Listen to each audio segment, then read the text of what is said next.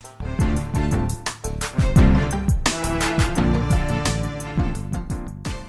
and welcome to the Market Alert for Friday, the 14th of October 2022. So, US core CPI surges to 40-year high. Food and shelter costs soar. Real wages are lower for Americans for the 18th straight month. The market puked on this news, sending rate hike odds soaring. The rate out expectation have soared within the terminal rate now to over 4.85%. Take note of this terminal rate. We'll come back to that in just a moment. So after the market had puked, moved to the downside sharply, it reversed. And it reversed to the upside based on some ECB headlines that were conveniently released. So what were those headlines? Stocks erase CPI losses after ECB headlines. Reuters reporting that an ECB staff model presented the model to the policymaker at a retreat in Cyprus last week and puts the target consistent terminal rate at 2.25. Basically what it's saying is this model, we all know how models work, don't we? If you ever followed Ferguson from the London Imperial College with regards to the pandemic and how inaccurate they are. But this was all that was needed to be lobbed into the market at this convenient time to bring the market back. And they're saying, well, we only need a terminal rate, that's the end rate, that they think that the ECB will send interest rates to before inflation will become under control. Well, you know, it's complete nonsense, isn't it? You've got inflation that's running at 9-10%, and you've got a terminal rate of 2.25. So good luck with that one. But what's interesting, it's a very short article, and it's the last bit, as it says here in the last paragraph. But as you can see, the markets are now trading lower. It's actually when it was first released, likely because of this little snippet buried in Reuters report. Policymakers gave the new model a mixed reception and fear it could include errors. Absolutely. Again, it's just, let's just lob this out now, you know, and say that, look, the European markets, we got this bad news from the US. Let's bury it with this. The terminal rate for the European interest rates are going to be 2.25. Couldn't make it up, could you? There was other theories for yesterday as well, people selling puts and all sorts of other things, but they did absolutely everything they could to turn the market around yesterday. And of course today is D-Day for Bailey with his 3-day sell everything because I'm not going to have any more QE after today. Well, we know that's going to be a pack of lies as well. Anyway, what have we got today? We've got core retail sales for the US, retail sales month on month, and prelim UOM. That will be the interesting one. They're not out at 8:30. I don't know why it keeps doing this. It's 1:30. When I refresh it, it puts the correct time in. It is set for the right time zone, but bizarre. Anyway, so 1:30 for the retail sales in prelim UOM. That's out at 3 p.m. there. Gold silver ratio after yesterday, sideways. And yeah, let's get into the meat of it and see what I actually missed, because I had a day out yesterday. No, should always check the economic calendar, honestly. So let's have a look at the Dow for yesterday and work our way through the markets as we normally do and see the market's reaction to these CPI numbers, followed by this announcement from the ECB. Their optimism knows no bounds. So starting off with the daily Dow, we can see that the market came back 89% yesterday from here to here, well, just below, not quite double bottoming to the left, and the market just launched itself off this. So if we have a look at the 30-minute chart, let's just do a few numbers. So down to the low, we had a massive drop of nearly 1,000 points into this area here. From there down to there was 1,000 point drop, 975, and then we had the move to the upside, which we can see from there to the end of the session was a staggering, absolutely staggering 1,500 points. Now, of course, the market didn't put 1,500 points on Wednesday's session. This is after it had dropped 1,000 and came back, so it still put on a decent let's have a look, see if I can just we'll get a ballpark, because this is where more or less, where's the close? There's the close, isn't it? Oh, it's a couple of 100 points. Okay, it doesn't matter. Let's just, actually, I know I can do it. So we go from the close up to the high there. So the market put on 873 points yesterday, but 1,500 point swing from that high to low Insane, absolutely insane. Overnight, the market is sitting above the high, and is the market going to come down today? That's the question, isn't it? I don't know. It depends on Bailey. There's all sorts of things that's going to determine that today. But after 1,500 point swing yesterday, I suspect that it's going to be sideways to lower, would be my guesstimate. After an initial move, follow through to the upside early doors, because they like to bring in traders to move the prices up. But ultimately, you've just got to trade, again, with all of the principles of being overbought, oversold, etc. In the German DAX, well, you can see this already. Overnight, the market's been marching to the upside, heading towards an 89% retracement from here back to here, having traded down yesterday to 89 on the downside. So the market above the 20 bar moving average, the volume isn't great, and heading towards that 89% retracement, which could be the catalyst, an area where the market opens at 7 a.m. and moves lower, having dragged the market up on the overnight. 30-minute chart for the DAX yesterday.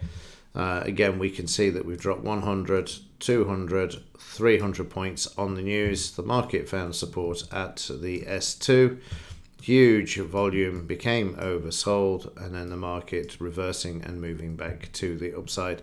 Again, not too dissimilar in percentage terms as the Dow. So let's just double check this. We dropped down to the low in this bar, 376 points, and then we moved back up all the way to the close of the Dow in the evening, 501 there. So again, another big swing for this market from the close. Let's just do that from the close of Wednesday, which we can see is around here, ballpark, up to the close of the Dow, which is just in here. We came back up 328 points higher than the previous day's close there for the German DAX. Sideways, and then overnight the markets managed to move quite nicely to the upside there, up towards the R1.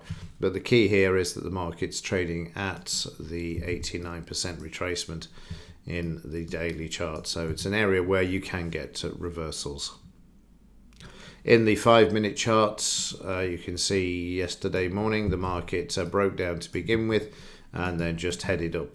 Expecting bad news, I suspect. Let's mark the market up a few hundred points first, and then we can do the slam dunk, which it did there. And then it traded sideways, then the ECB news announcement, and we made our way back. And then overnight, let's just have a look. You can see the market taking out the high with some conviction there, as prices have traded up towards that R1 level, which you can just see tucked away there. But moving down at the moment. And let's have a look at the trades. Only managed one yesterday. So despite being missing in action yesterday, added I think it was 67 to yesterday's numbers. We got a profit, win-loss, I should say, not profit, win-loss of 93 and profit factor of 275, which, like I say, is slightly distorted because it's only for this week. But as you saw yesterday, the totals, it's around 56, 44, somewhere in that region, but that's about normal. But yeah, just obviously pick the right trades this week. Well, except for yesterday, I picked the wrong day to go missing, but yeah, it's been a good week. Let's have a look at the S&P. So the S&P, interestingly enough, took out the low to the left, but bounced back off this. Again, you'll see this in the 30-minute chart. We traded up to the 200 MA. They released the news. The market traded down, stayed at the BRN here of 3,500 before moving back off this and continuing higher. FTSE also taking out that low to the left and then bouncing and moving back. Only retraced at 50% so far, just heading towards that 62. Looking fairly weakish. Again, Bailey's announcement, or whether he's going to stick to his guns today, could have an impact on the FTSE.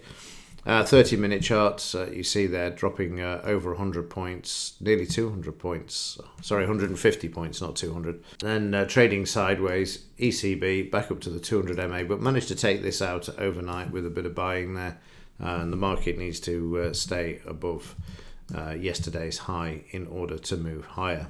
And in the currencies, you can see that the GBP JPY moving higher yesterday. Let's just have a look at this. We're through the 89, aren't we? Yeah, through 89. So we've got a bit of a double top situation here. Let's just grab the number and move it over. This is going to be the resistance area here. The dollar moving higher to begin with those CPI numbers, then turning around and tanking on the ECB news, and 167.691 is the resistance area. There you can see the I'll just redraw that. There you can see the release of the news, and then the dollar moving lower and the GBP JPY moving higher. In the pound, similar thing. You've got the pound moving up to 113 yesterday, starting to look a bit weakish already overnight. And the net effect yesterday, the pound moving higher. There's the CPI numbers. There's the ECB reaction as the dollar moved lower.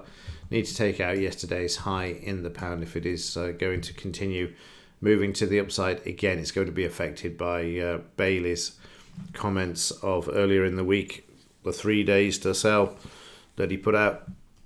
Let's see if he is going to be a man of his conviction. But we'll have to see what happens during the day to see whether he does follow through or not. I suspect he won't. And finally, the metals reaction. Silver pummeled down to 1800, I think. Let's have a look at the 30-minute. $18, not 1800. $18 an ounce. It sat on this beautifully, as you can see there, before making its way back to the upside, but nowhere near yesterday's high. And that's because of the dollar. Initially, the market moved higher, then sold off. And in the 30-minute chart, you can see that a lot more clearly. So the dollar moving higher, ECB announcement, and you can see what's happened so far. The market finding support at yesterday's low and moving off this, but we need to move a bit higher on this. The forecast now is for a 75 basis point rate hike in November, and of course this is not good news for the Democrats with the midterm elections at all. Inflation is still moving higher and having an impact on the economy. Gold's reaction yesterday, same as silver's. Look at the 30-minute. We tanked initially. I don't know why. It should have moved up. But then it bounced after. Oh, I know why, because obviously the dollar, the inverse relationship. Because the real thing, it can disconnect, and it does disconnect from that relationship. You know, inflation moving higher used to be a hedge for gold, but with the manipulation with derivatives, then you can do whatever you want, and that's exactly what we saw yesterday, with gold being monkey hammered and then brought back later on in the session. Okay, that's it for this one. I've gone on long enough. Let's see what the market has in store today. Like I say, you've got Bailey, you've got the retail sales, and the UOM prelim as well today. But the big one really is going to be Bailey, whether he's going to stick to his guns and his convictions on not continuing QE after today. That depends whether the pound tanks. Okay, have a great weekend. And as ever, thanks for watching. See you in the next one.